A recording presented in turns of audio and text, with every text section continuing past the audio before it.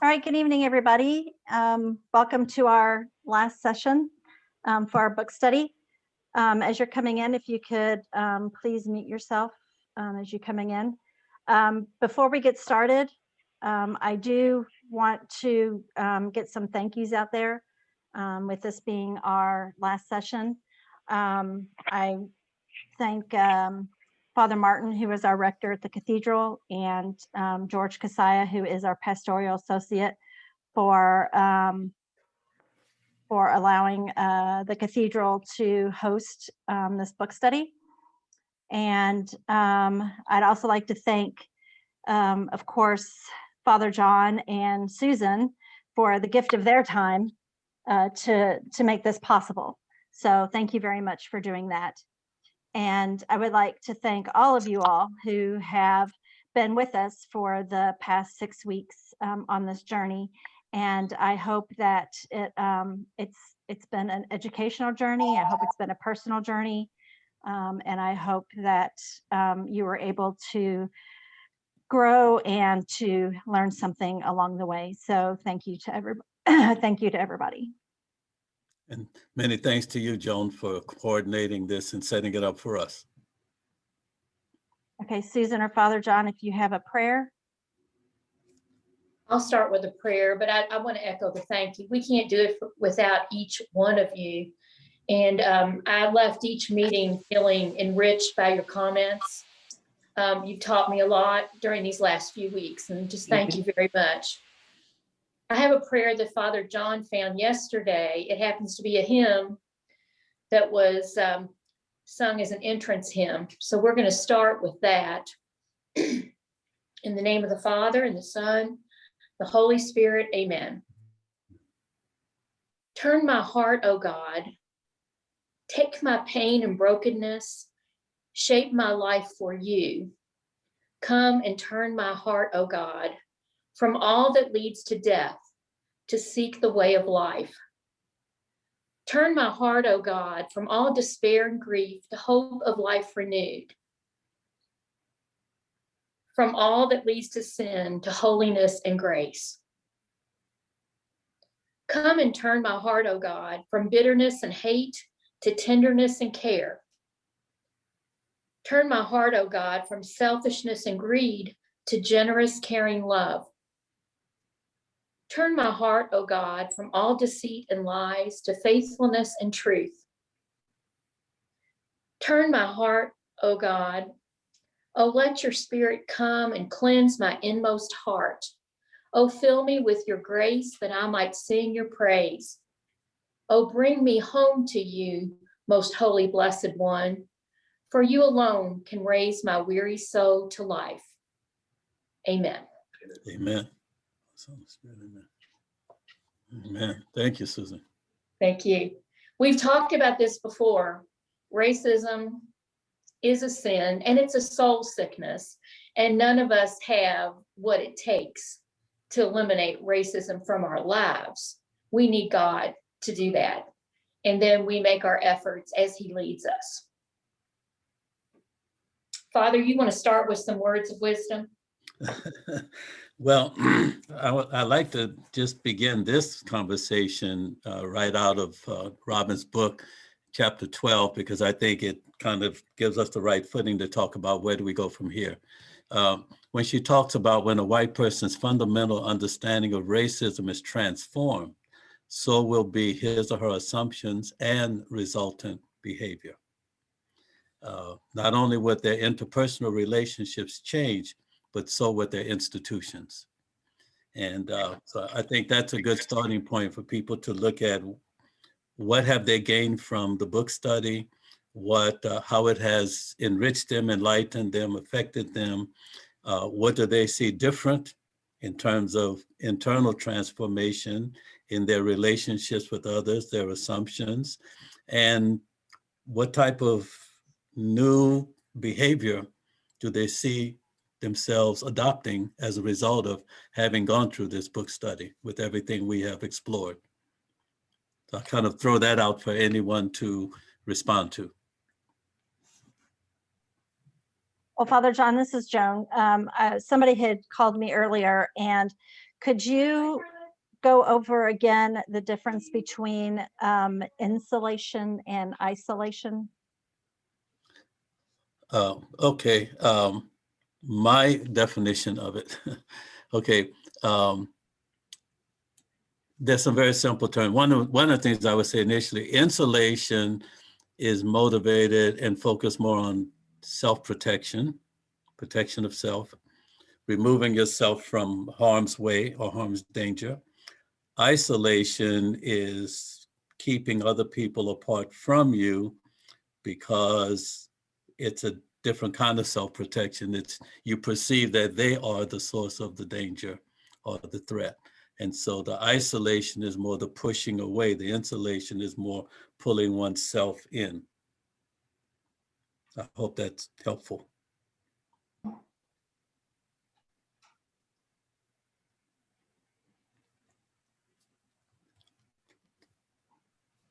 anybody want to start a little discussion about what have you gotten from all of this and what it has done for you in terms of change, internal transformation, and where do you see yourself going in terms of correcting ideas, assumptions, and behavior?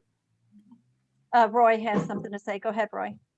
Well, I mean, what I've thought is I'm certainly gonna look at the news differently, and I expect I'll vote differently because I was really blind to my own inability to see the world through a minority's eyes, and how profound the norm is white and everything else is an aberration. And that was very eye-opening to me. Mm-hmm. And so for me, it's going to be how I take in information and interpret it more than anything else. Well, great, Roy. Thank you, Roy. Mm-hmm. Vicki?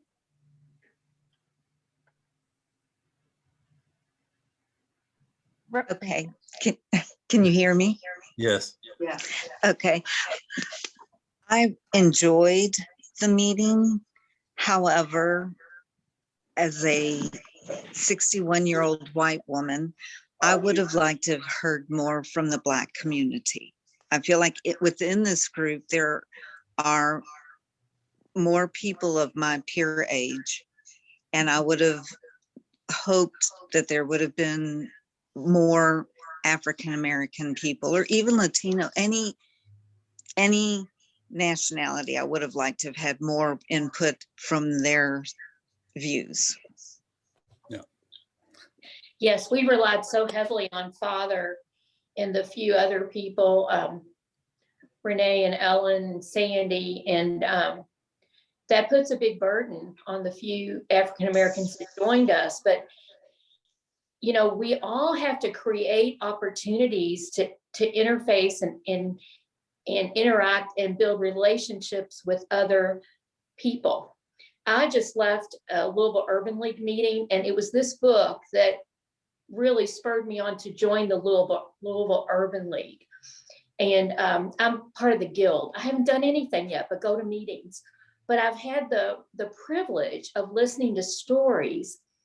And today, because today is Women's History Month, it's a special day, there was a 36-year-old Black woman who spoke to us. She now is the councilwoman for Shively and Algonquin and several other areas.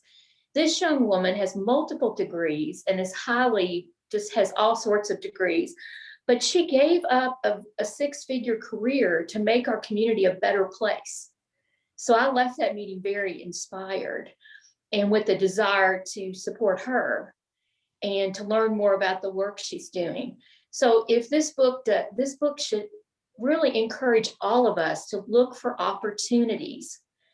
Has anybody found an opportunity to expand your circle to meet other people of Latino or African American or other people who are kind of marginalized in our society? If you've had one of those experiences, maybe it would be helpful to share that with the group. Emily, you have a comment?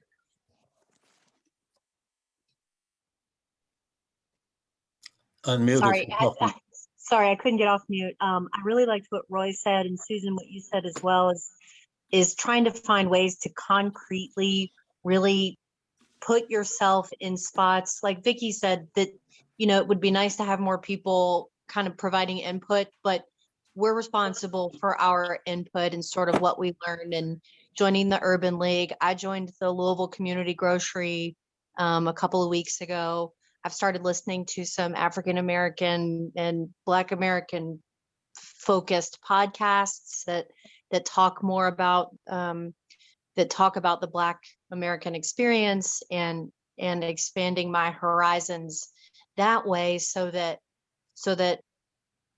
I can try to understand better, and act in ways that are more concrete, to be a good listener, which I think Father John Judy said so many times.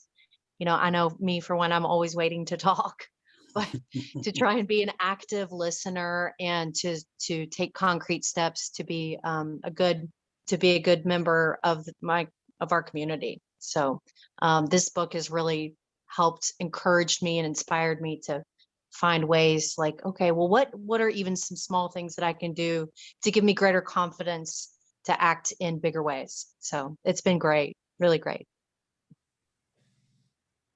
Paula? Thank Oh, Great. sorry, Susan. Sorry. I just want to say thank you. Go ahead. Paula? I wanted to comment. Last week, I learned for the first time about this business of Black people sitting in the back of church. I had never heard of that before. Oh, And there was an incident at the cathedral. It was before the coronavirus shut down. I was lecturing, and there was, every Sunday, there was a Black lady and her son, and they always sat in the very front row of the church. And as a lector, I was up toward the front, and I noticed that this one, well, they used to call them ushers. I forget the name, but anyway, he would come up with the basket and would always skip the front row.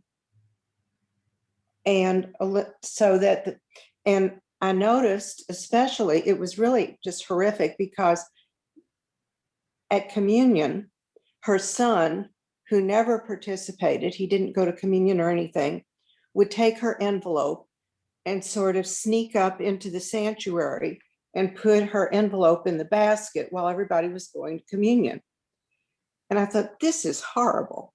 So I talked to a friend of mine who was the hospitality minister. That was the word I was looking for. She was a hospitality minister. And I said, this is outrageous. So she talked to someone who was in charge of one of the little groups of, I don't know how they were divided. But anyway, he was told about this, and it did stop.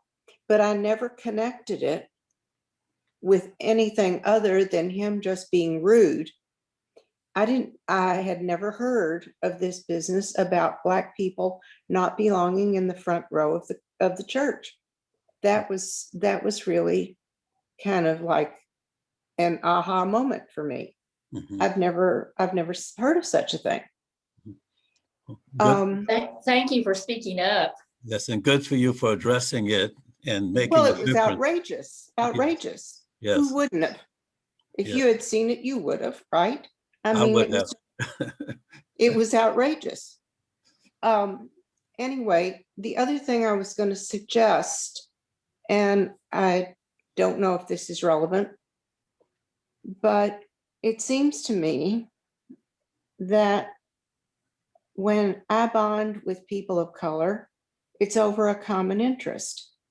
One of the things that was a big deal, and this has been a few years ago, at the Kentucky Center, they used to have a Sunday night jazz session.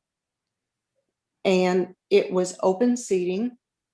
So we were at tables, and whoever got there first picked their seat, and whoever got there later. So it was mixed. There were a lot of people of color and a lot of white people. It was a wonderful thing. And everybody enjoyed it. It got so crowded. It was up in one of the rehearsal rooms. It got so crowded that you could hardly get a seat. You had to get there early. I think it was at 6 o'clock on Sunday night.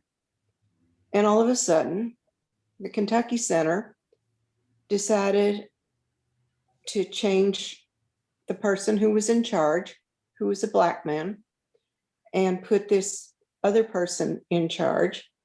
The quality of the music went downhill immediately, and the whole thing just fell apart. I know several Black musicians will no longer go to anything at the Kentucky Center because of the way this was done. I have no idea who's in charge of the Kentucky Center. I don't know who was responsible.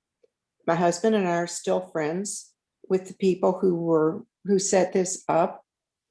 And I guess what I'm trying to say is, it seems to me that this whole, I don't know, bonding with people, it helps if you've got a common interest.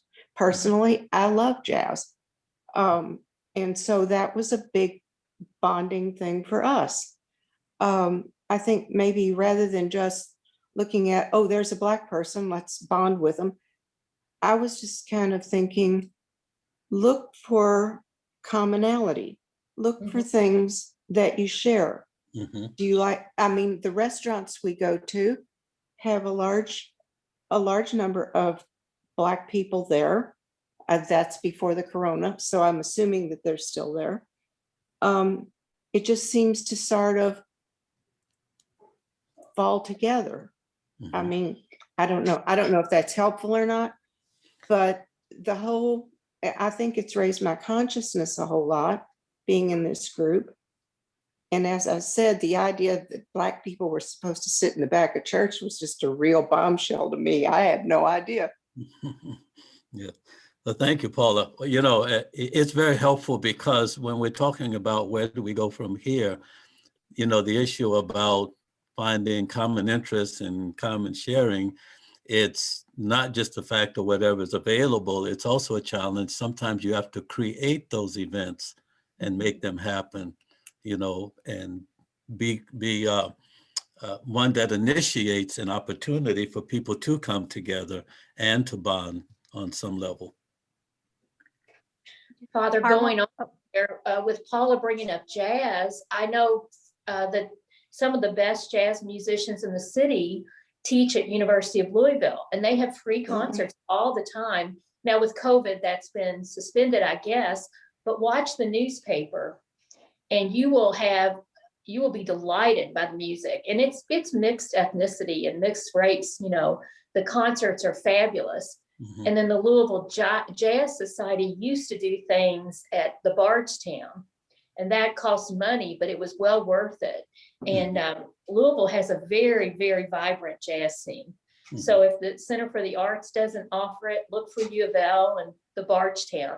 That's a great suggestion because jazz is the first American music, right? So that's wonderful. Yes. Mm-hmm.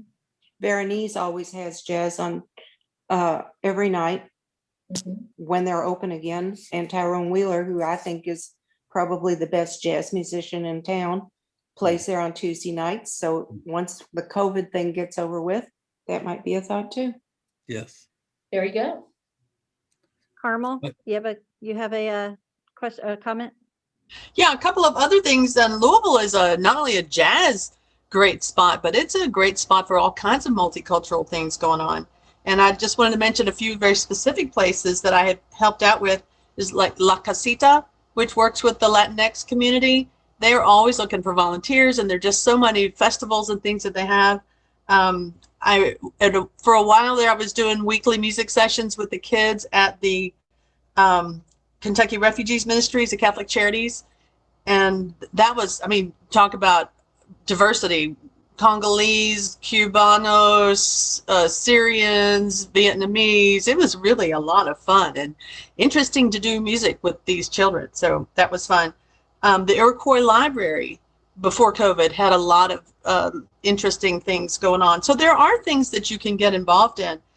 But one of the things that occurs to me is we often will make, we come away from this and we make the effort to reach out to people. And they say, well, but they didn't come.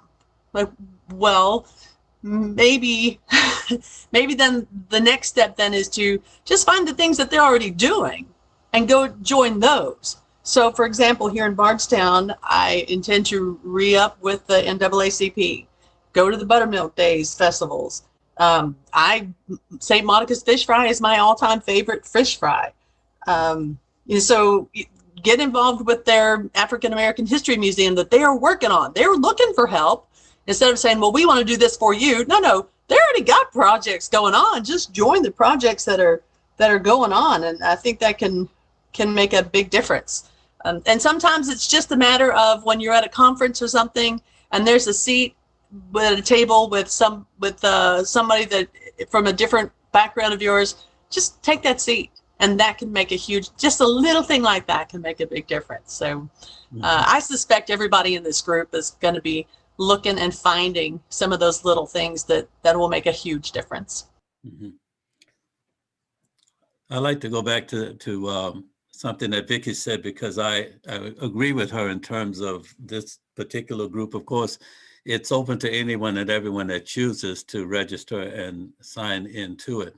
But I do agree that if we had more African Americans, Latinx, et cetera, who had signed in to join us, it would be a lot more enriching, I think, the conversation, because their own lived experience and perspective would enhance and enrich everything that we are going through. But I am aware of the fact that at least with some of the African Americans, the hesitancy on their part is for whatever reasons, are not willing to engage on the level that they are willing to be vulnerable because of injuries of the past or whatever. I was in a different Zoom meeting earlier today, and there was an African American who was invited to be engaged in that, and his response was, "I give up." And that's where he left it. So you can tell there is a pain there that has not been healed. And at this point, he's just not willing to be more open and vulnerable to even talk about why. But I do think that if it hasn't happened here in this group, it doesn't mean it cannot happen in other opportunities, in other scenarios, and other venues, and other events that are taking place. Once again, it's a matter of engaging on some level of interaction that is meaningful for both parties concerned, and then you can build from there. Marissa? This is Carol Foutsignani. I have the greatest job in the world. I am not a Catholic. I'm a Methodist. I'm a United Methodist. And a good friend of mine on this sent me the clipping of this that was in the record. And seeing that Father John, my good friend Father John, was leading this, I could not go without hearing the wisdom and experiencing this and walking this along with you. So I'm a registered nurse, and I've been a registered nurse for 43 years and have had the opportunity to do a lot of great working experiences. But for the last 6 years, I've worked within the Office of Faith and Health Ministries. And some of you on this call know me from that role too, at Norton Healthcare. And I say that is such a great job because we work with a network of faith communities across the whole metro and beyond, in all neighborhoods, in all kinds of small sanctuaries and trailers and places that, grand sanctuaries as well. And for the last 3-4 weeks now, it's been kind of, my job has quickly evolved into something that I never knew was going to happen, but what a gift it's been.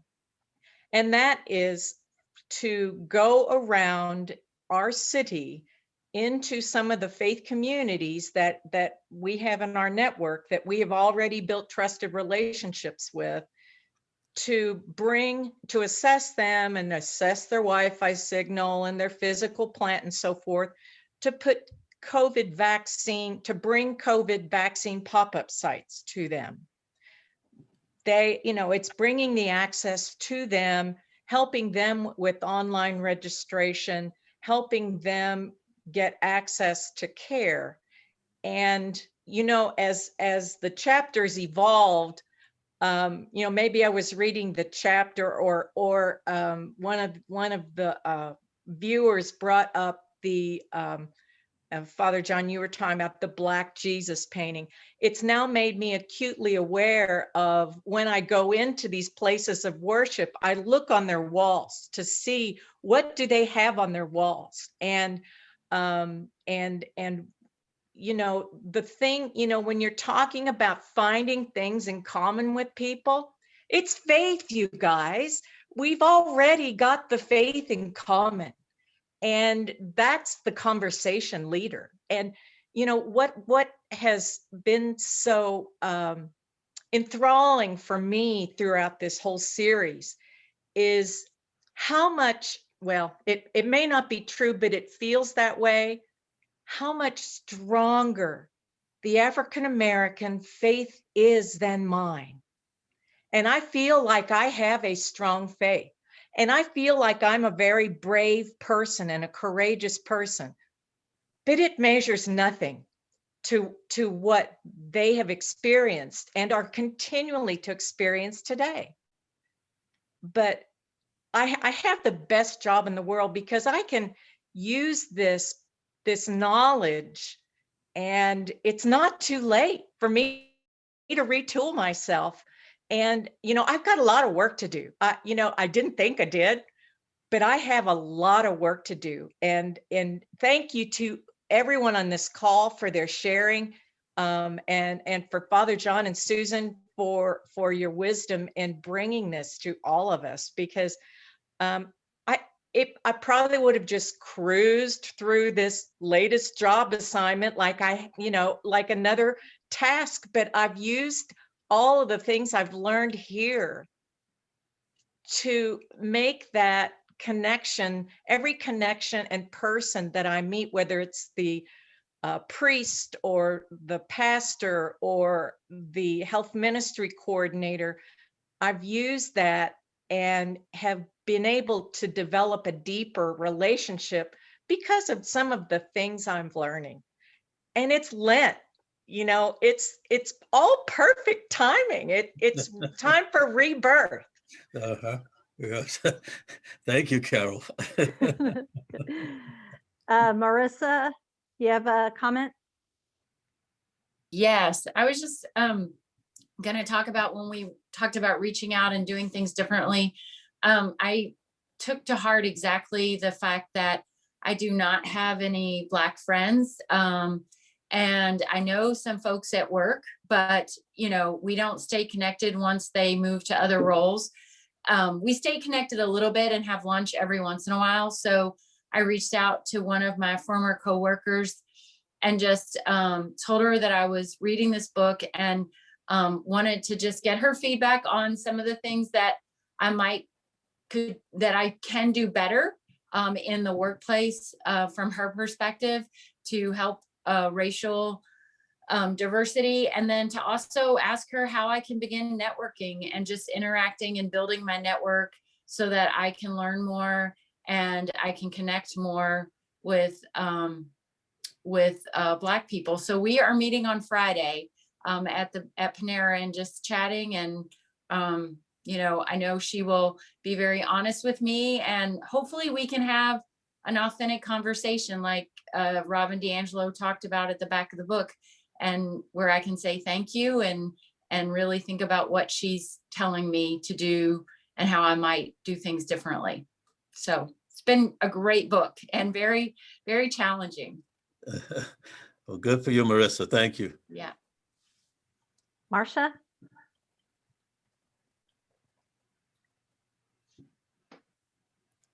Need to unmute. Now I'm okay. Am I okay now? I can hear you. Yeah, we can hear you.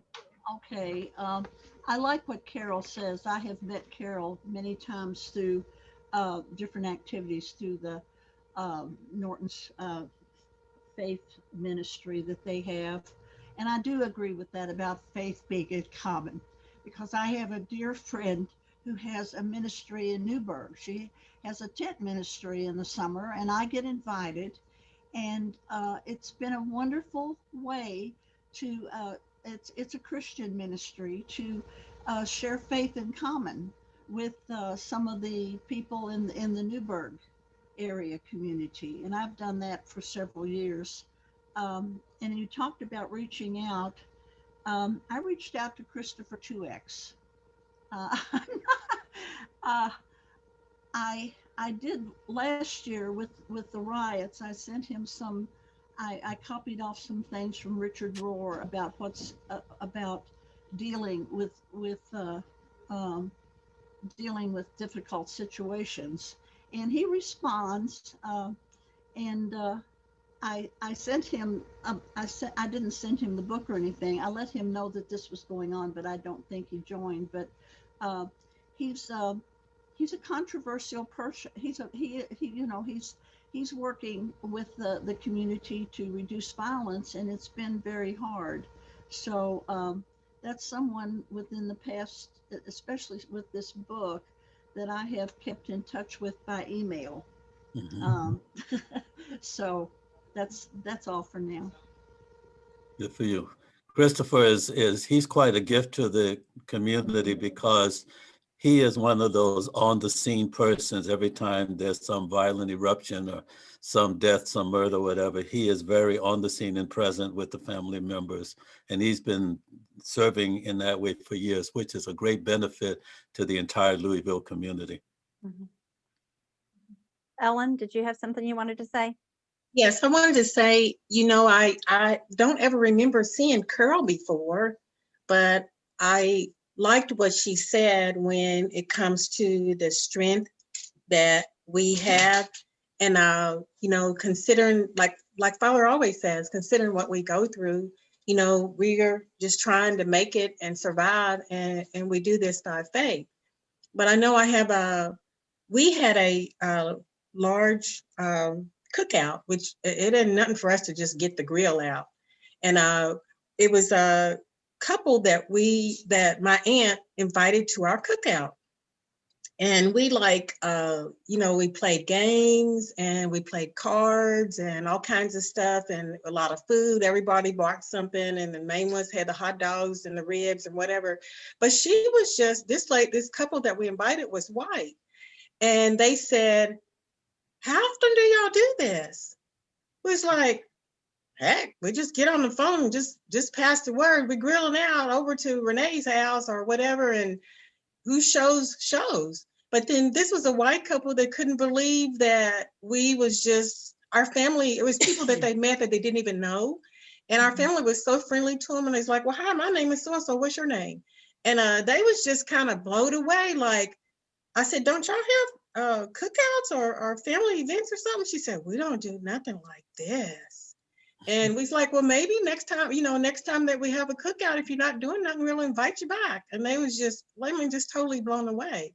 And then there was a friend that I had it was one day I had all my managers have been white. So it was one of my managers that died. So it was a guy that came to the house to tell me.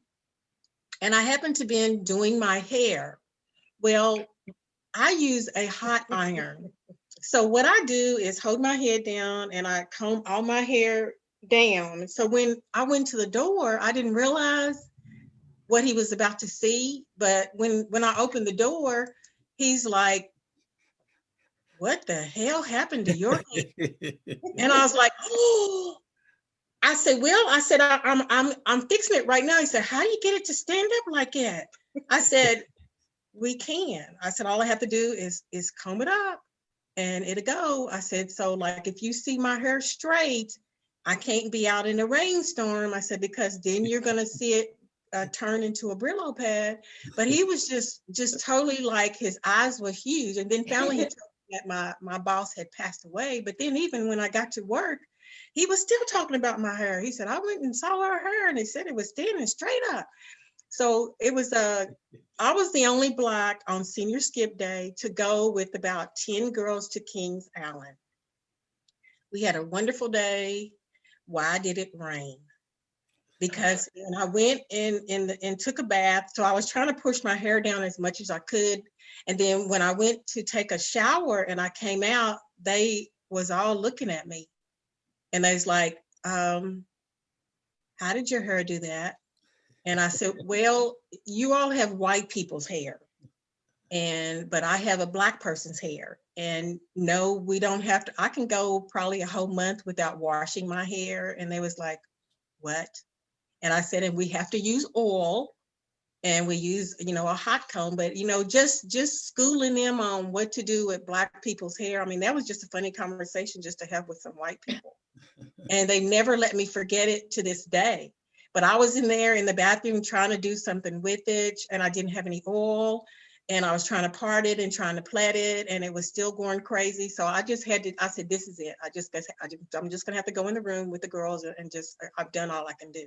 But even just getting together with a lot of people of different ethnicities, it's funny because you don't always have to be on a serious side. You can be on a funny side and really, really enjoy yourselves. It really is. Yes. Yeah. But as far as like reaching out and what we have to do in the future, I'm a person that I like to be about it, but then with my illness and stuff, I have to kind of sway away from people a lot because my immune system is low, but I still like to be somewhere in the shadows, to do what I can. Good. Thanks, Ellen. Thanks so much, Ellen.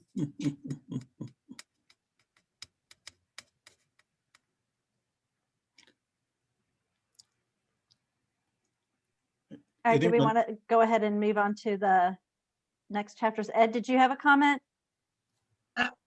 It says Ed. Oh. I'm Linda, and Ed's my husband. But anyway, I joined this because I saw that it was Father John Judy, and I really think highly of him. He's Father. I don't know. I belong to St. Bartholomew, so you've been around lately. Oh, thank you. And I went to high school with Susan Sherman.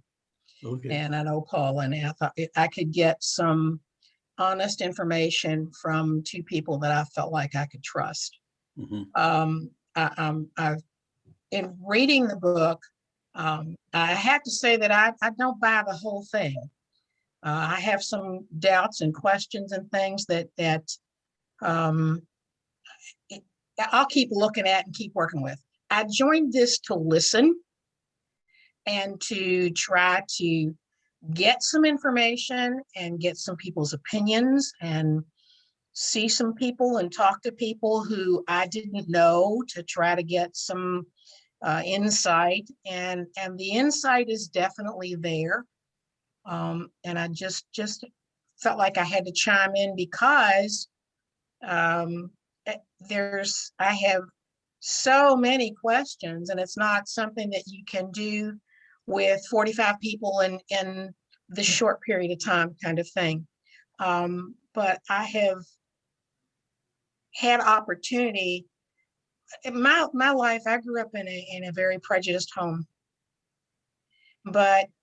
and we didn't have any Black people around, and I didn't know anything different or better or worse or anything else. The first Black person I met was a girl that was in high school with us, and that's Presentation Academy in 1968 to 72. And then in college, one or two people. And then after that, and I went to Eastern Kentucky, so it wasn't like I was in a private little school, but I had encounters with people in my master's degree. I was a small college basketball coach for women, and I had a Black assistant coach, and we had issues. We didn't have issues, but people had issues with him being around me and the white women that were playing for me. But I don't encounter people, I'm retired. With pandemic, I've stayed at home most of the time. I used to volunteer at several places, some of which don't exist anymore. But Catholic Charities Sister Visitor Center, I volunteered in the clothing room for about 8 or 9 years. The clothing room doesn't exist anymore. They shut it down. I don't know why, but they shut it down. But I was there last week, and one of the ladies said, it's a Black lady who was answering the phones when I left there last March. And she said, Linda, why have you not come back? And I said, no one asked me to. The clothing room's gone, and what is there to do? And she said, oh, the food room. We're asking now, and we want you back. And my reason for saying that is that is a situation where there are both African-American and white people in charge of the various things that are going on. But the people who are there, the clientele is almost completely African-American. It's at 32nd and Market, and I'm sorry, 23rd Market. And that is really my only connection to a Black community. I enjoy doing that, but the things that I've read and heard in this class are going to make me think things through a little bit differently. Mm-hmm. And so I appreciate, Joan, that you've run it, Father John and Susan, that you have been a part of running it.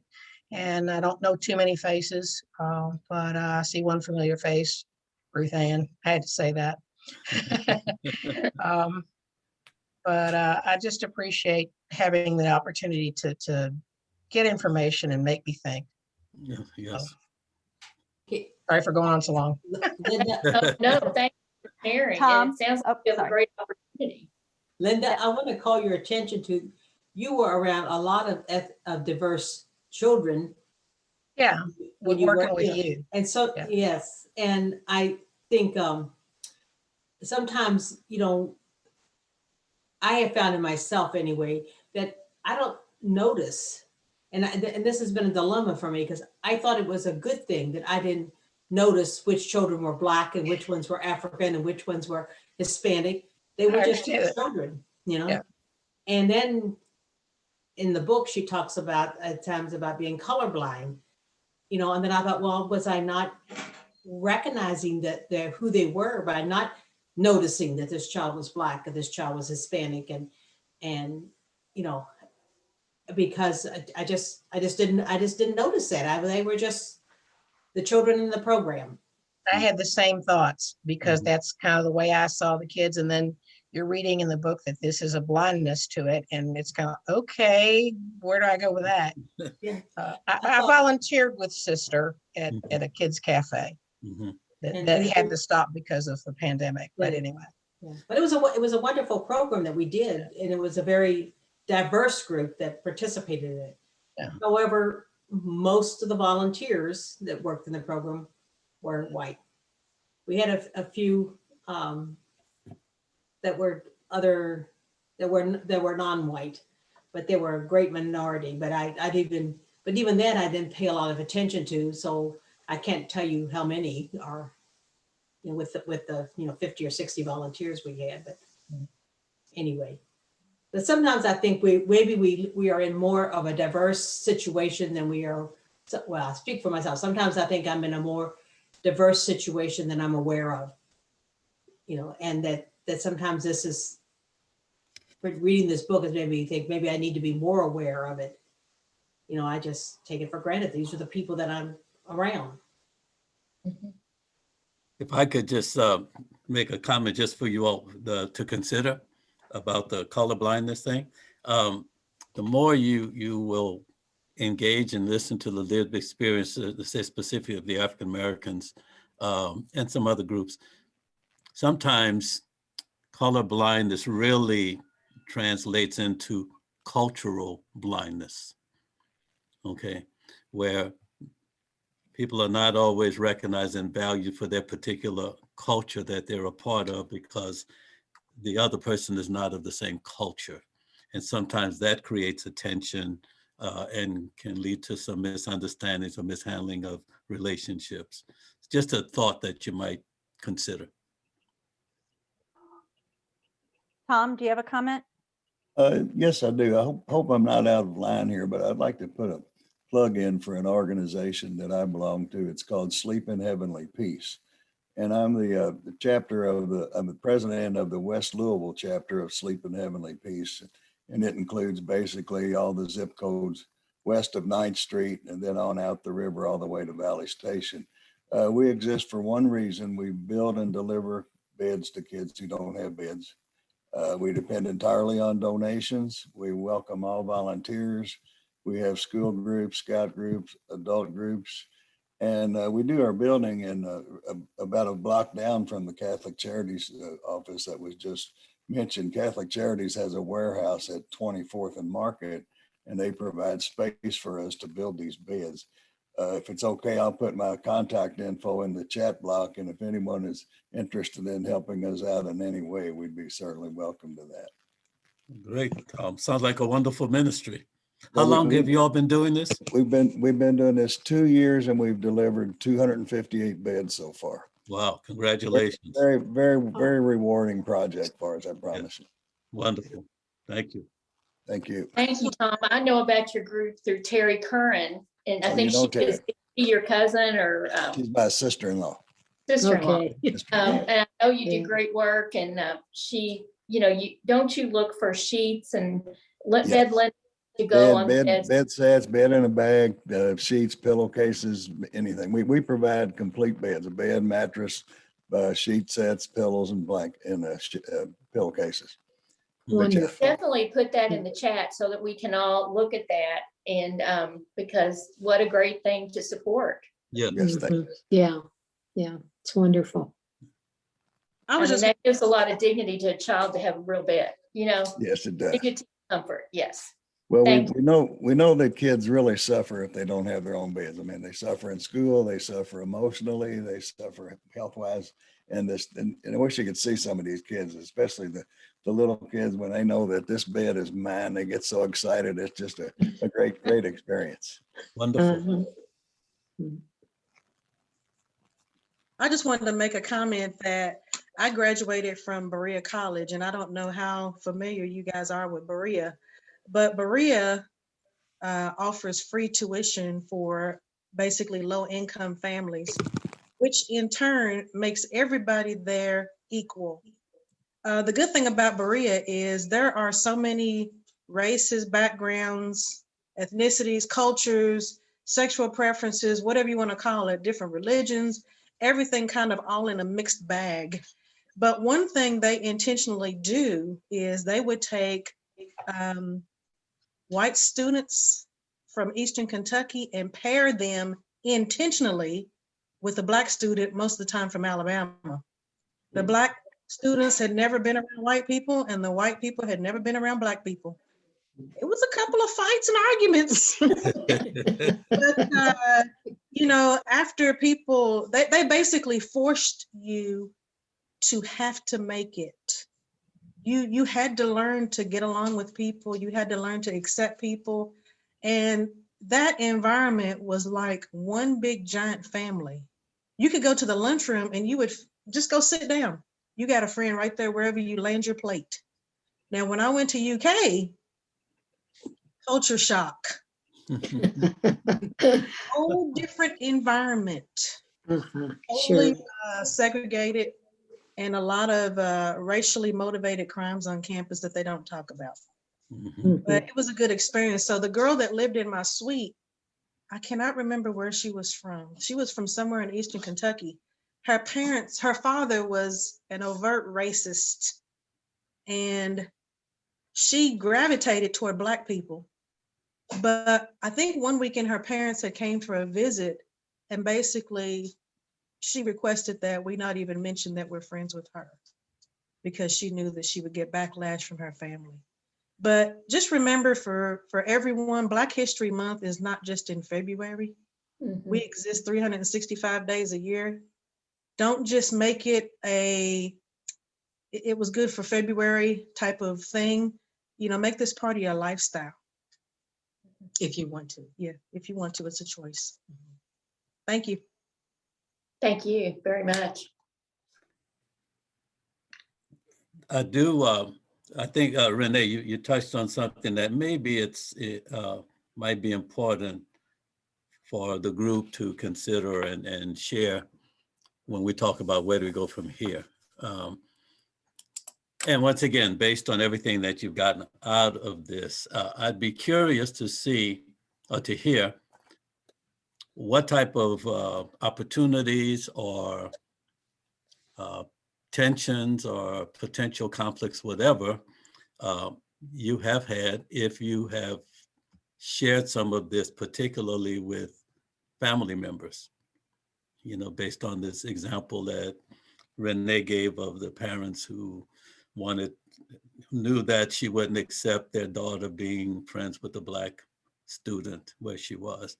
Have you all had much experience or pushback or recognition, acceptance, and support if you brought any of all of this stuff that we're talking about with other members of your family or your very close friends?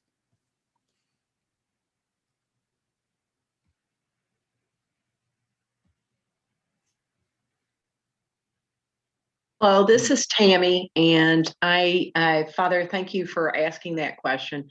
I actually had the opportunity to speak with family members and will continue to do so. And it's been interesting for me because I have daughters who are all in their 30s, and I find that they are well versed and agree with the conversations that we've had and how I'm becoming better educated. And quite frankly, I found this book to be very enlightening, and it has inspired me to read other books and listen to podcasts. I have found with my older relatives, those are more in my age group or above, I've met with not resistance, but I feel like they're uneducated. And I think that this book would be very helpful for them if they would be open to it. And I don't think that they are not open to it. I think it's more a case of there is some ignorance there. And no differently than I don't think they have a good understanding. And I think when you start immersing yourself in books such as this, and I really liked Caste, I just think it's so eye-opening, and I myself will continue to have these conversations because it's the only way not the only way, but it's one of the ways that I think in my own personal experience that it can affect change. Because I think that there are people who are closed-minded, and I would love to be a contributor to maybe opening their minds. Oh, good. Thank you, Tammy. Thank you, Tammy. That goes along with something I heard on NPR yesterday. Shankar Vedantam is a man who is always doing research about how the brain works. And yesterday he talked about social change and the research surrounding it. And almost all important, significant social change came from the grassroots, the regular people like you and me. And his point during the show yesterday, and it wasn't just about racism, but he did bring that up, is for us to develop the ability to converse with people we love first, the people in our families, the people we work with, the people we go to school with. We'll make more impact there because we tend to listen better to people we already have a relationship with. And it gives us practice, and it's not easy because my sister and I have had some very heated discussions where she's left crying and we've had to, reconcile and say we're sorry and then start over. But he made me realize I need to keep talking to her, but do it from a place of love. And so each of us has somebody we can talk to about these issues. And it's going to be different for each one of us, but it's like the pebble that goes into the brook or the pond. It has ripples. And your tiny discussion is going to impact more than the person you talk to, because they're going to treat somebody differently or talk to somebody else. So we really all have something to do. Like Carol, I have a lot of work to do. Father and I have led 3 of these book discussions, and I'm still on the continuum. I'm still working. I'm still learning about myself. So none of us need to feel embarrassed about our shortcomings, but rather look for ways we can reach out and make a difference, which you all given great examples over and over. I appreciate that. Yeah. Emily? I was just going to say, the pushback that I've gotten mostly, which I don't think really surprised me, but was my mother or my sisters or my friends, girls my age, going, well, why are you doing that? You know, like, like, I don't know, you're progressive, you're hip. I mean, like, do you think this is a good use for your time? And I know that they're being curious, they're not being judgmental, they're being curious, but I've had such a great opportunity to tell them, oh my gosh, there's just so much stuff you don't even think about. So fortunately, the pushback has been one of sort of curiosity, but also so I've had the opportunity to recommend the book. I bought it and sent it to my daughter in Chicago, and but that was like a weird kind of pushback to get about it. Was, why are you doing that? So I just thought that was funny. Good opportunity, though. Roy? Sorry. This is Ellen. I would say I'm glad that she answered it that way, because the people that you're mostly around and know, you will find that you will be surprised a lot of times by the comments that you get. Like she said, why are you doing this? Like I said, it's mainly, I always say that the worst people to deal with is family. And that has to do with money, religion, place to stay. That's the worst ones to deal with. But you know, that's life. Yes. Roy? Hey, Joan, it's Cece. Oh, Cece. I don't know the camera, so sorry, guys, talk to a blank screen. But I was going to say, when I was thinking about the family thing, all my family, well, and Roy's too, but I'm talking about my family is mostly up north in, and they're in small, real rural towns. And I haven't talked with them about, specifics of this, but what I was thinking was, in moving to the next generation, though, I have a lot of hope, like in my nieces and nephews and even in our daughters, because they are much more open, and I think they aren't so ingrained in things. And I think they're moving in the right direction in terms of saying, this isn't right and this can change and it needs to change. And like last summer, I had some conversations, it was through text, but with my nephew, who, they live, my one nephew lives in the Minneapolis city, and it was less than a mile from his home with his wife and kids that the real bad riots were happening. But, to them, that wasn't the issue. The issue was, there was a man killed for no reason. There was a man brutally killed, and he didn't deserve to die. And, and just their support of the community. And I guess just this next generation for me, I guess I have a lot of hope, and I'm putting a lot of prayers into them. I want to change, and I want to be a part of that. But I'm also looking at them and saying, maybe here is where some really good things will happen, because they really seem to be able to move beyond the walls, and to say this isn't right, and things need to change.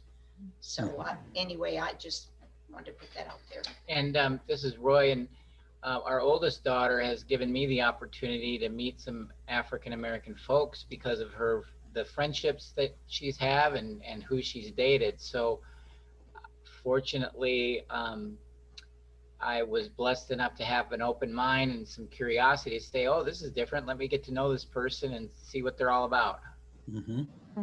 Good. Wonderful. Great.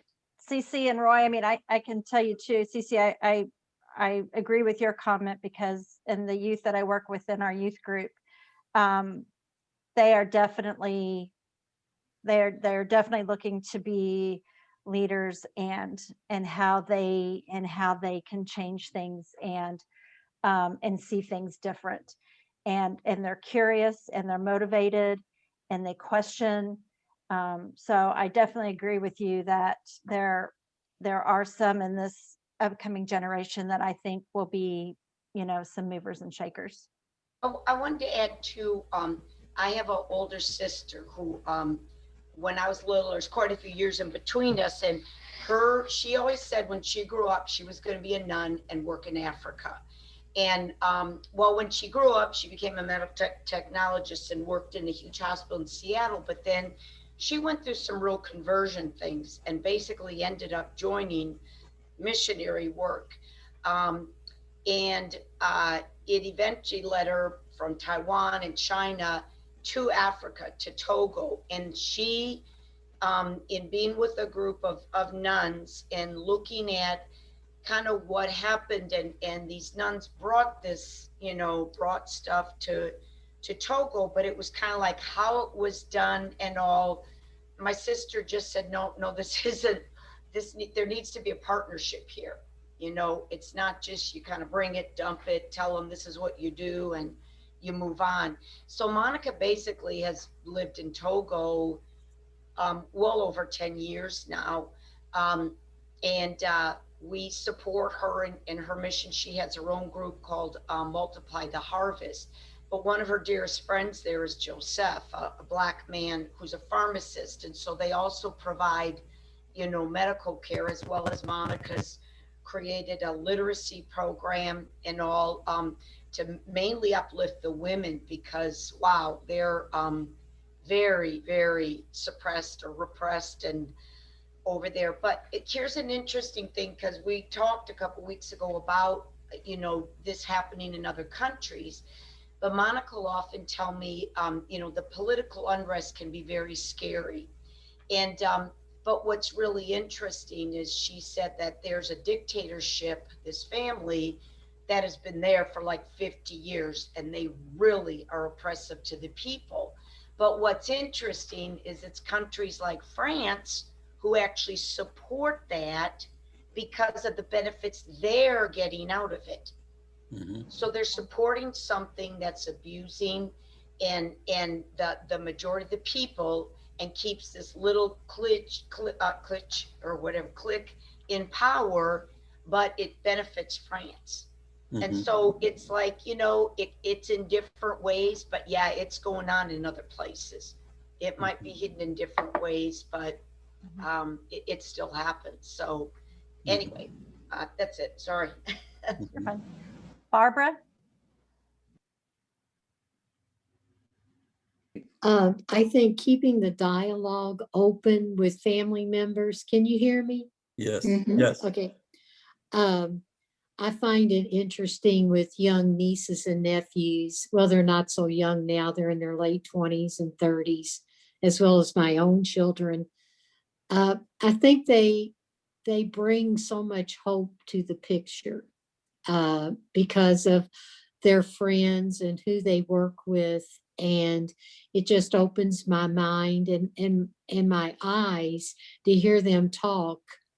I was also going to suggest, if you all have not read the book Just Mercy and seen the movie Just Mercy, it is a great tool to suggest that to family members to watch it and then talk about it. It's not just about capital punishment, men being released or seeking justice on death row, because the lawyer who, Brian Stevenson, he is a real person who has dedicated his whole life as a lawyer to work for justice in finding the injustice with these men's being on death row. And it's a beautiful story and lots to talk about. You can talk about racial injustice. You can talk about capital punishment, but the biggest thing is it will definitely get a dialogue going about just about everything. Oh, good.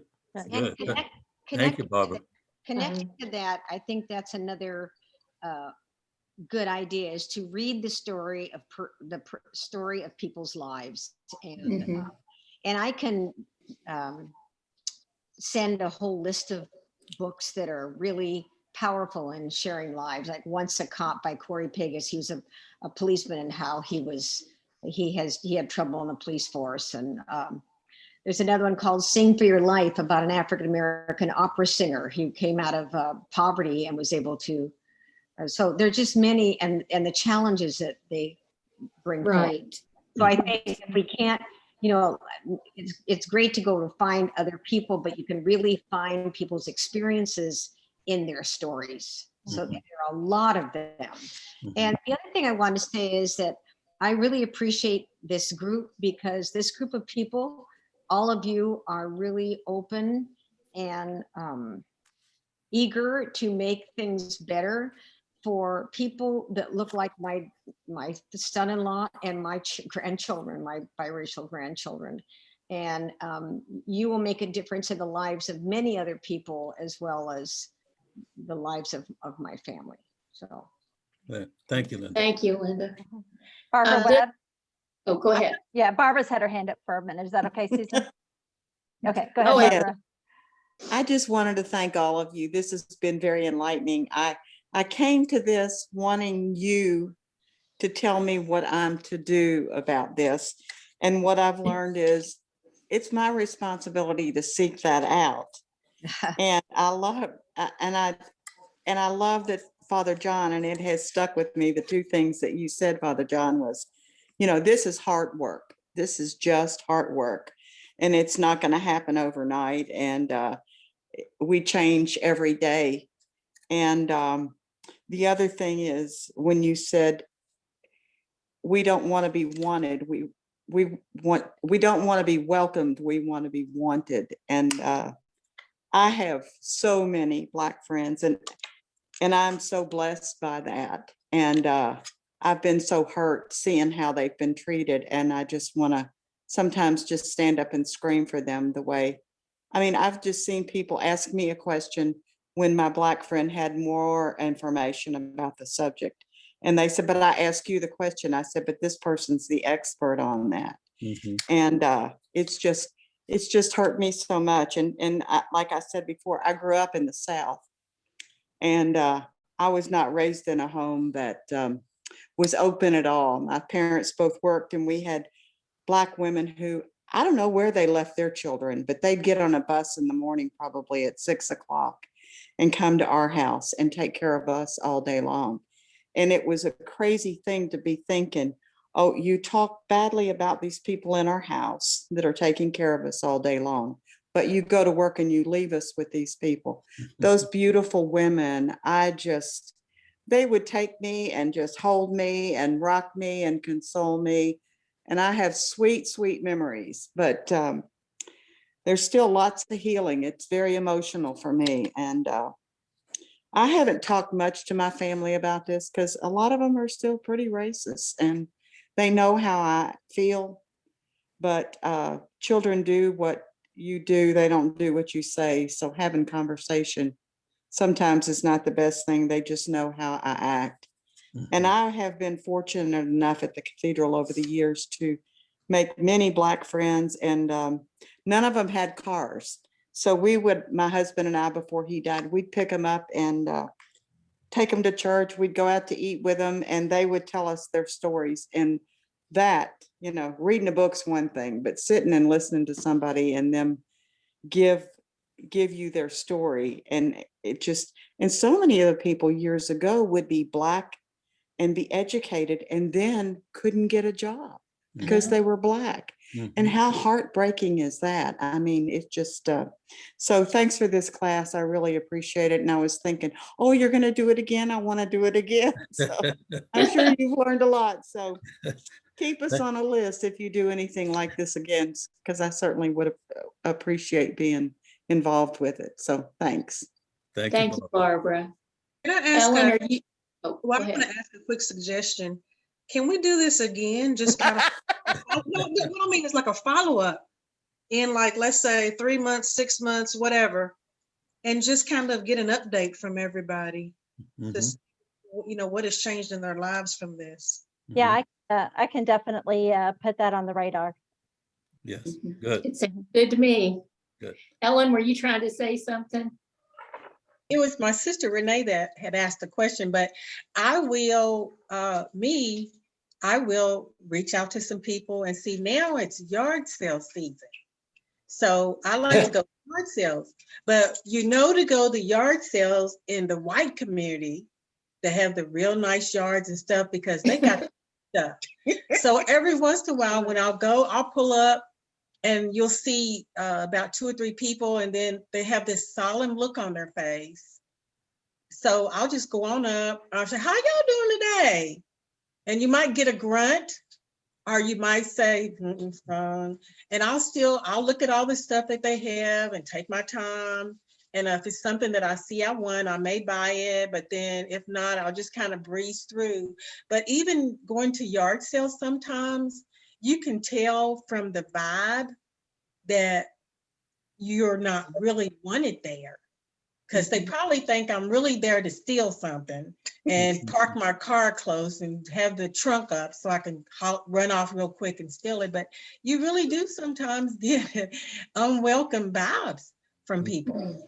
So it doesn't stop me from going, because I'll just go to the next house or whoever next to the next same neighborhood that's got a yard sale. Maybe I'll get a better response from somebody. Because if you don't get a good response from somebody, well, you darn really don't want them to have your money. So just go to the next person. And that's every day. So. Maureen, are you trying to say something? Unmute. I'd like to just interject a couple things. So what this has done is just really made me think about things that have happened. Oh my gosh, it could be over the years. So in the late 80s, I was working in public accounting, and I was one of the few women there.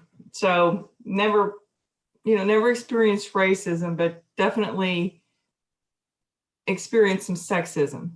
So I'm the only woman on the team. The partner's taking us to the Penn Dentist Club. And like, it's no big deal. Well, Maureen, you need to go in that door. All of us guys are going in this door. Okay. So, we have lunch. We're all sitting there. Well, Maureen, you wait for us, because I want to show the guys all of I think it was called the men's lounge or the men's something. We'll come back out for you. And I haven't thought about that in years. And I can remember going home. I was probably still living at home. I mean, but I had my first job out of college, and I was just like, you know what, is this not a bunch of bull that I'm walking in a different door, and I'm also, I can't go in and see whatever this little men's room is. Okay. So then fast forward, we've got the pandemic, and you've got, protests going on and all of that. And Maureen doesn't do very well without a lot of social interaction. and so I thought, well, okay, there's a lot of elderly people that had been volunteering down at the Franciscan Kitchen, and they've been volunteering at the St. Vincent de Paul food pantry. I can do 2 days one place, 2 days another place. And out of all of this, I'm really wanting to challenge, myself on my initial reaction, how I see people. My parents would tell me all the time, you shouldn't be quick to judge people by how they look. Okay, you shouldn't, you don't know that person. And so what I mean there is my first day at, and nothing against St. Vincent de Paul, wonderful people. So we're at Jackson Street. I'm running into, I'm going to work at the food pantry. I have no idea what I'm doing. I'm going to work at the food pantry. So I'm tall and I'm kind of waving over the doors, and you know, my white hand is up there. So they're coming to get me, and I'm old. Okay, but there's this African-American lady who's early 30s and she's dressed nice. She's, you know, and I said, oh, I'm waiting for him to get, she goes, oh, I'm supposed to volunteer too. I'm trying to get in. And I said, oh, okay. So they opened the door and they're letting me in and said, oh, we've not opened yet. And I'm having to say, oh no, she's with me, she's volunteering. And I thought, but I'm not sitting there saying that. It's like, okay, I have to sit there and go, I got to make sure I never just make assumptions about people. I mean, and this book is just pulling all of that out again, that you're like, it's so quick to go, okay, I think you belong in this line and I think you belong in that line. Mm-hmm. That's the only thing I wanted to share. It just came to mind. So, well, good. Thank you, Maureen. Thank you. I wanted to just make one just a sort of a quick comment about the younger generation. I'm very much concerned about the younger generation. I agree that they are looking at life in this country, in this society, from very different lenses, and they're much more interactive and open-minded about many things, and they have a lot more exposure than maybe the older ones of us have had in past years. But I'm also very much aware of the fact that everything we've been talking about in this society, the social construct, the systemic racism, and the pervasiveness of it, et cetera, and how it's being sustained by a dominant culture. They have to inherit this, okay? They have to inherit this. And I'm glad that many of them are courageous enough and open enough and energetic enough to want to do that. But I just want to say, we need to make sure that we give them the support they need to be strong enough, because they're going to run up against folk who are dominant over them, that are not willing to give up the power or the position or anything else, or change their mindsets for anybody else. And they just need to feel that they have enough backing and support and encouragement, so that they feel like they not only have a sense of hope, but drive to bring this American society into a better future. Father John, I have a comment from Kathy Taylor. She calls in, and she wanted to know, what she didn't understand is about the section about white women in tears. And she's had multiracial friendships for a long time, and she's also been to funerals for people of color. And she said she doesn't make a scene when she cries, but that, her tears are real, that she's sad. So she wants to understand, at what point do we, is it empathy tears, or is it real tears? Exactly, what is that? What is, how do you respond to that? Okay. Basically, what Robin is referring to, because I've done some of the same work Robin has done, basically she's responding to those situations where there is an issue that needs to be addressed head on. And what has happened, and I've encountered this myself more than once, is that the woman individual, not all, but some, will break down into tears. And what it does, it pulls the focus off the issue at hand and draws people to giving sympathy because she's upset and she's crying. And if people turn around and they worry about her being upset and she's crying, then they miss addressing the issue at hand. I can tell you, as a pastor in one of the all-white parishes in the East End, I've encountered this more than once. It touched me as sort of a well-rehearsed scenario when there was an issue that had to be brought to me. While the husband talked, the wife sat there and wept. Okay. And I had to be very careful to keep the focus on what the husband was talking about and the issue at hand. I couldn't kind of run and grab tissues and say, oh, my dear, what happened to you, da, da, da, why are you upset? No, we had to stay with the issue at hand.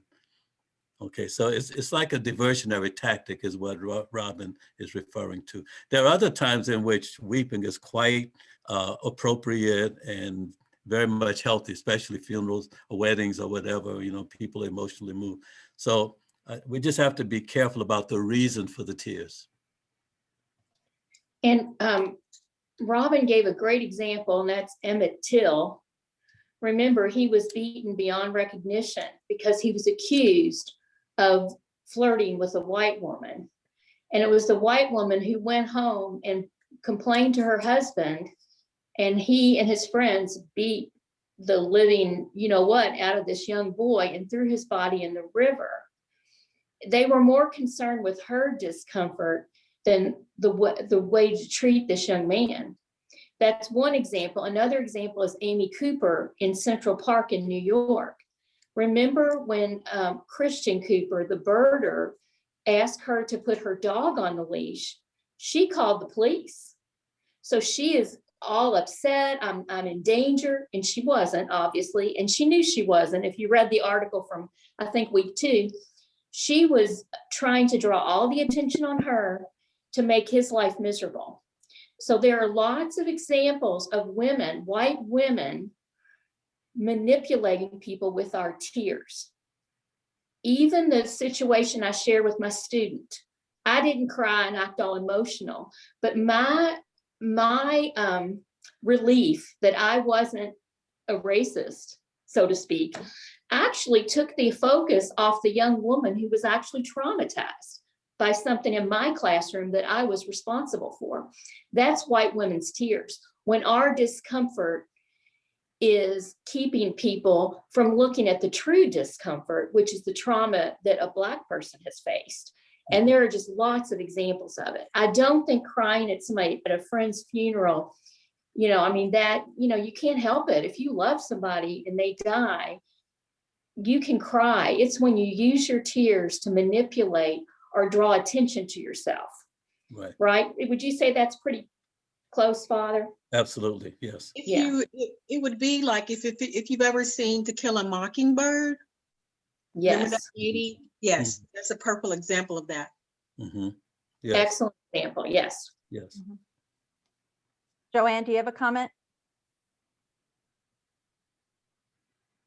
I think a great example of this is what happened last night on the news. I don't know if you saw I think it was last night or night before, whichever, recently, about the cheerleaders.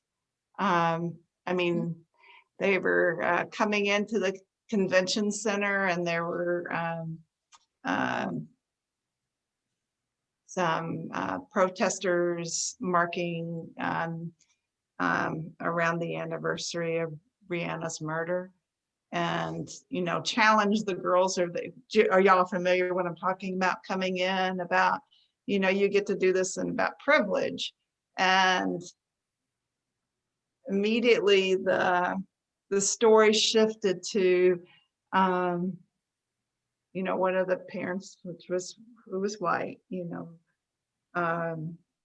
saying, my girls were up, they're up there bawling their eyes out, this hurt them so much, this was inappropriate for this teen who was, she looked like a teen to me. She may be a young adult, but she's very young. Just raising the issue. And it wasn't in a mean way from what I saw, it was just, you're participating in privilege. don't forget that a woman, was murdered, Right.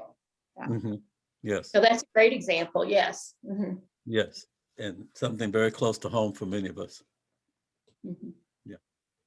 Tom, I'll call you in a second. It's getting close to 8:30. So if anybody has to drop off at 8:30, again, I just want to say thank you for your participation. And you definitely have my email if you need to reach out to me, or I can send you information for Father John or Susan. But if you would like to stay on, I'll keep it open for another 15 or 20 minutes. So, And all real right. quick, Go ahead. I put my phone number in the chat. So if you want to call me and talk about things, my phone is better than email, really, because I don't look at email every day. And the only other thing before people leave, you got a document called Where Do We Go From Here? Make sure you take, it's 5 pages, but it has lots of good suggestions, including how to reach your local and state and national representatives and make your voice heard. There's a very easy little link that you can click on. And if you didn't get the document or you want me to send something else, just please call me. And that's all. I want to hear from Tom now. I think we're waiting for Tom. Yeah. Yes, I just want to share a little experience I had today on Facebook. Most of the people I talk with on Facebook are poles apart from me politically. I always enjoy a spirited debate. But one of the friends just mentioned something about the new sports complex down at 30th and Market that Norton Healthcare has put millions of dollars into, and I can't wait to go see it. Well, one of them just said, "What do you think about the new sports complex down in the West End?" And I can't tell you how many people said, "You won't see me going down there. You won't see me going down there." And at first I was really disappointed, but then I thought about it a little more and actually prayed over it. And I see it as a challenge. That's going to be a challenge. I'm going to get some of those guys who said they're not going to come down there to come down there. Great. Good for you. That's awesome. This has nothing to do with what we're talking about, but you keep talking about the chat. I see down at the bottom of my screen, chat, and says there's 24 things there. Do I just click on that to get into the chat? Yes, just click on it. It'll open up and you can just scroll up and down to Okay. see. Sorry, thank you. No problem. The only question I have, there was a lady talking about the jazz, and she said that Tyrone Miller was a jazz player on Tuesday nights. Where was that at again? Tyrone Wheeler. Yeah, I Yeah. think she said Vernay's, which is on Yeah. Frankfurt Avenue. Mhm. How do That's you right. spell that? It's Ellen, it's VARANESE. VARANESE. It's a restaurant on Frankfurt Avenue.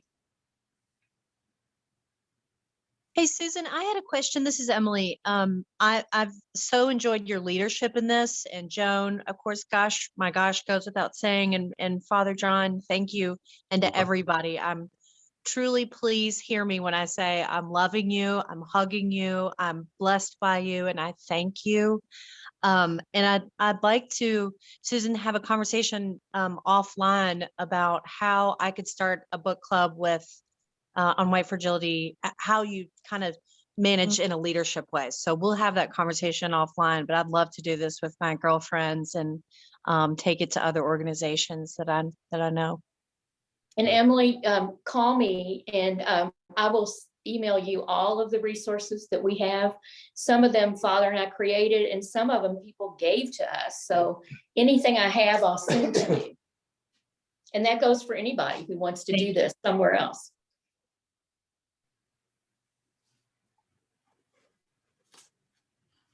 I think that Joan will look ahead and about the follow-up. A lot of people seem to be interested in doing a follow-up, and there are options available that can be offered at whatever point. So we'll look forward to a regathering and going a little further from where we are tonight. I want to say thank you also for this experience. It's been very helpful. One comment I wanted to make about going forward is one of the things I've become increasingly aware of how the great variety in the way people understand racism, and talking with family or close friends, it's like going to the very basic, because racism, the word itself, is a hot button word. Mhm.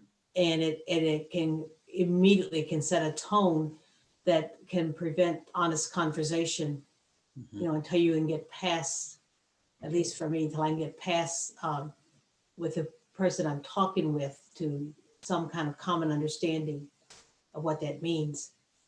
And then just an aside that I was, not that I'm not a particular fan of Harry and Meghan or Oprah Winfrey, but I did watch a lot of the interview last night.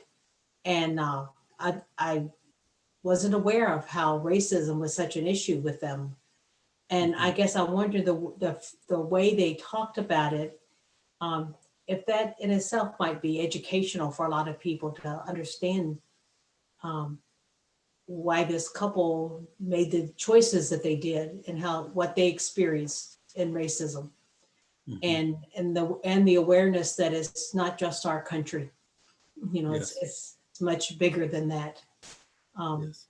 But I guess I was kind of, I left that, the pieces of it that I saw with maybe some hope that their speaking out may be a plus for an understanding of what racism and how that damages people's lives. Yes. Right. And it may give Have- other people courage to speak out. That's true. And in terms of the family dynamics, Harry learned a lot of that from his mother's involvement outside of England and Africa. I would like to make a comment and say thank you very much for all who have participated, especially Mother John and Susan for your leadership, and Joan for organizing this. But also, I have learned a lot from insights of the many that have openly shared and with honesty and integrity. And especially Ellen, I appreciate as a African American, your all that you have contributed to hear what your feelings and your experience as a Black woman, and also in my many opportunities of ministry, as this book challenged me to go back and look to see in the past of my past history of where I experienced a culture or Black African American, but not only, but all the Latino and other cultures, but also in my present opportunities of volunteers, which I haven't been able to participate because of COVID this year, but probably all of the volunteer ministries that I've been a part of, that there are some African American men and women, except for one group.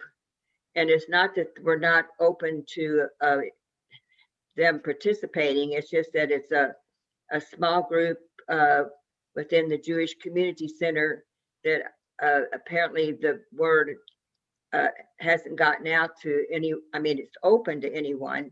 It's a line dancing group. And, but interestingly, in the group, there's about 15 of us, but we're a mixed group of religions, of different faith denominations. And the one woman is a Jewish denomination, and I'm the only Catholic sister. And so they said, "Sister, we didn't know that sisters could have so much fun, you know, dancing with us." And I said, "Well, yes." So they wanted to know more about religious life, and that was my way of opening doors to hearing more about what Catholic sisters are about. But also, I just really have appreciated this experience, and going forward, looking for more opportunities to learn and to be open. Right. Thank you. Thank you so much. Julia. Thank you so much, sister. I didn't realize that you was a sister until you said you was, but I know a sister that likes beer. So, you know, it's just, you know, they're human. Because I know it was a guy that came to one of St. Monica's picnics that used to be really, really huge years ago. And this guy said, I saw the priest walking around with some beer. I said, and? I said, he's human. He's human. I said, I mean, and you know, we drink wine at church. So, you know, I'm sure that they drink. They're human beings. They're human beings. And then the lady that liked the beer, we just laughed because I used to live across the street from St. Joseph Church, and the whole top floor was the nuns. So, you know, they was a treat. So they are a lot of fun. Some people think that they're stiff, and then if you don't have a habit on, they think something's wrong with you. But you're normal. You're just normal people. Just like us. Yeah.